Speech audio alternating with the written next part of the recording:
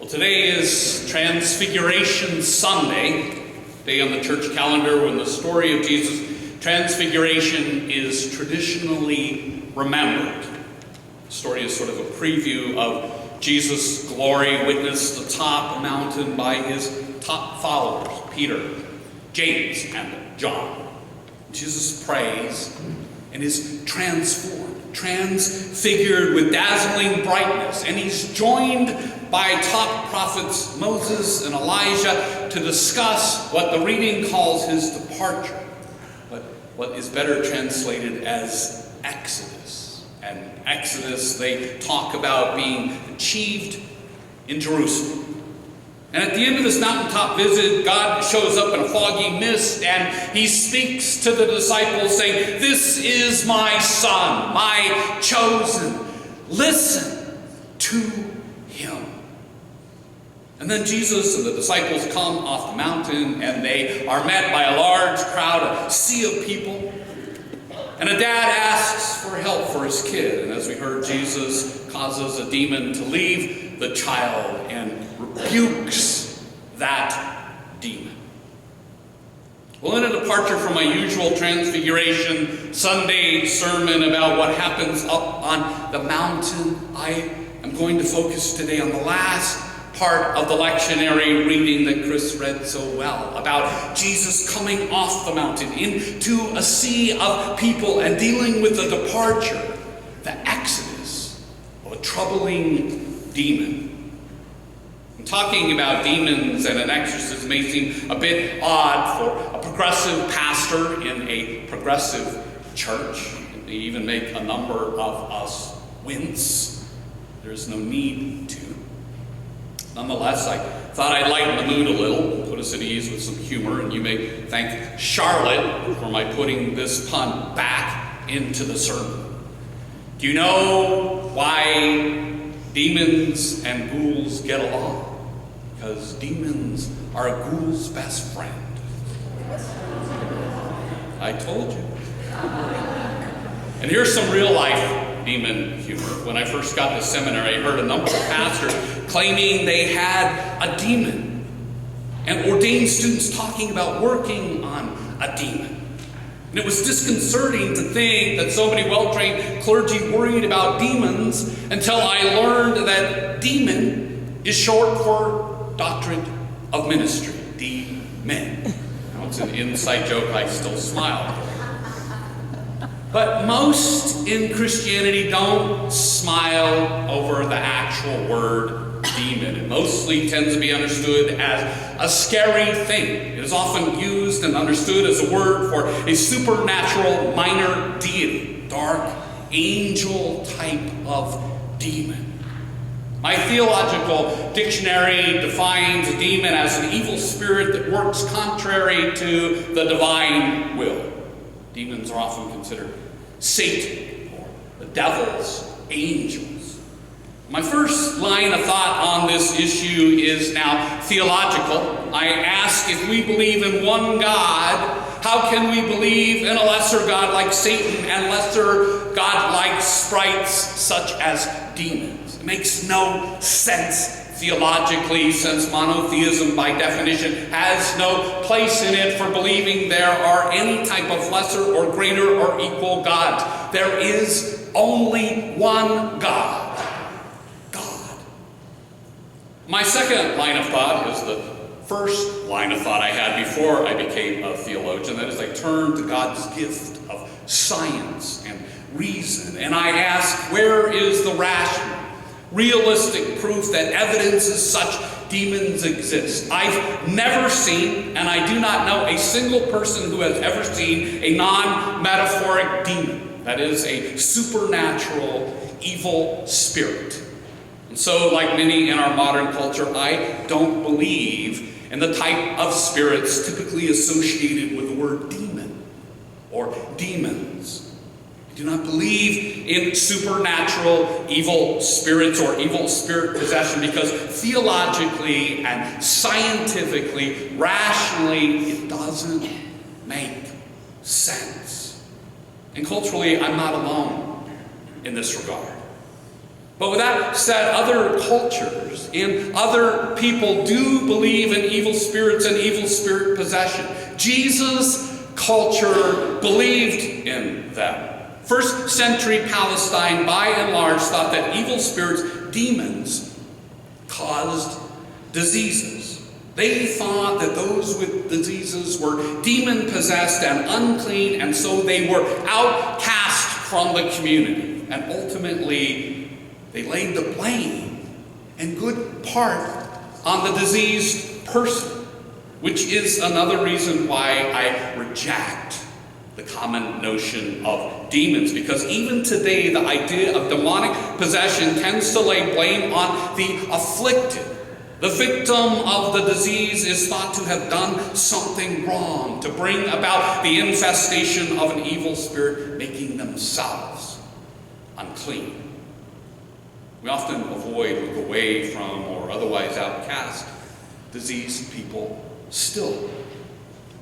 And interestingly, in the first century mind, there was a connection between demonic possession and colonial oppression. That's how you understand it. The victim of the disease was, in a sense, blamed for the personal affliction, and Rome was blamed for the demons lurking about. I think of it as akin to some televangelists' modern notions of what they consider a vengeful God, which frankly, to my mind's eye, looks like an evil spirit. This God of theirs aims disaster to geographic locales because it's not governed in accord with a televangelist theology, and that the disaster hits the victims there because they did not stop those who disagree with the televangelist, making it the fault of misgoverning politicians and the people who are afflicted. Well, you can imagine that theology connecting evil spirits to the governing body does not sit well with people in power. And Rome in Jesus' day did not like it at all. It challenged their governance. And since Rome was thought by the culture to be connected to spirits and that exorcising them challenged Rome made it a capital offense to perform exorcisms. And our story today comes from Luke 9. A few verses earlier in Luke 8, there's a famous story that echoes this first century demon idea I've been talking about, setting it up for our story. In Luke 8, Jesus frees a man of demons named after the Roman military unit Legion. Jesus casts Legion into a pig herd, which runs off a cliff. Legion, an imperial sign of power, is mockingly cast into swine that go back to where the Roman legions come from, the sea. This naturally upsets the Roman dictatorships. And in cultures that believe in spirit possession, there are folks who can cast them out.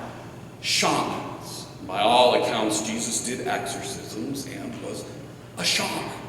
Exorcising legions of demons is just one more layer of Jesus' efforts to oppose and protest cultural exclusion of others from community.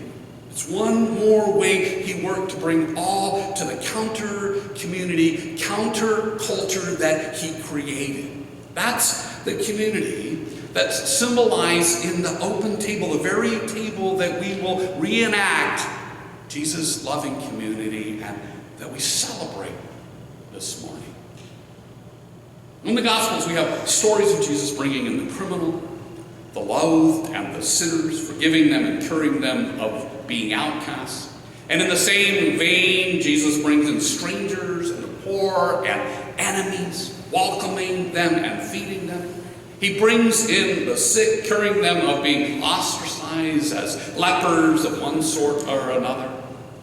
And Jesus is also exorcising whatever demons people thought people had that made them unclean, so that the formerly demonized were welcomed to his table and into his community equally. In story after story after story in the gospel, Jesus cures all manner of outcasts from being outcast, and he teaches his followers to do the same. There is not one single person Jesus is unwilling to let into his community and embrace and love if they want in. And we're told that even those who do not want in, he loves. Jesus teaches in what he says and does that love of others is paramount. It's the number one thing, along with loving God. Jesus is the one who calls us to love even the enemy. Jesus is the one who loves everybody, and this goes on today experientially. That's why we're here this morning. Jesus loves you and me and everyone else with no strings attached. None. We are loved. And all are loved whether we like it or not. And we're supposed to aim our moments, our days, our lives, and our church towards that very same type of extravagant love, exorcising whatever demonizes any and all outcasts. And I often hear this love everybody stuff is unrealistic, but I refuse to believe Jesus would give us those tasks if they were unrealistic. In fact, I go so far as to say Jesus lived and died making them a reality in his circle and teaching his followers to spread that circle out. And that God rose Jesus up and made that love a reality in a circle that would ever increase and get so wide that it would include the entire world. And that is the good news. And our story today shows us how the good news happenings work. Jesus, transfigured on the mountain, comes off the mountain, and the first thing he does is transfigure a child who is diseased and considered demonic. Jesus turns the loathed to the loved, the outcast to the welcome. And he does this again and again and again. He did it then and he does it today. And Jesus does this for the glory of God. He creates an exodus for outcasts out of the demonic-ridden Egypts and deserts of existence, bringing everyone, no matter what afflicts them, into the promised land of community and love. It's there for you. It's there for me. It's there for everyone. Providing extravagant love is what Jesus is doing in the gospel stories. He's taking action that defeats what defeats lives, being cast out, being looked down upon, and being treated unequally. Jesus wants that to be no more. Jesus wants us to all be equally loved and cared for, and he sets out to do just that in his God-soaked ministry. At that time in the story, Jesus' followers have apparently not done as Jesus did and taught. The child's father was unsuccessful in getting the disciples to take the demon away. I begged your disciples to cast it out, but they couldn't. He tells Jesus. Jesus is pretty angry when he hears that his followers are not able to cast out, to set aside the Roman demon and bring the child into his fold free of whatever evil spirit was thought to haunt him and cause him to be an outcast. Somehow, the disciples were unable or unwilling to cleanse that child of cultural uncleanliness, which if we look at the long arc of Jesus' teaching and Acts means setting aside anything that might make someone an outcast. And we hear this to mean that just like today, Jesus' followers back then had a propensity to not do what Jesus taught. The unclean were left unclean. The outcasts were still outcasts to them. And Jesus is not happy about it. He heatedly says to the disciples, "You faithless and perverse generation, how much longer must I be with you and bear with you?" And Jesus bears with them to the end, of course. And then upon his remarkable, continuing experiential existence, the resurrection, he bears with us still. And Jesus continues to beckon his followers, us, to follow his way of the open table and community. Jesus' path of Exodus, parting the sea of demons and the Egypts and the deserts that keep humans down, continues to exist and vibrate in the world. His way that causes all demons that keep anyone from being loved to part from our lives and the lives of others is open for travel and journey still. Transfiguration Sunday is not just about Jesus being transfigured, but all of humanity being transfigured on his way. On Jesus' way, we are welcome. And we are to welcome, regardless of whatever ails or haunts or demonizes us or anyone else.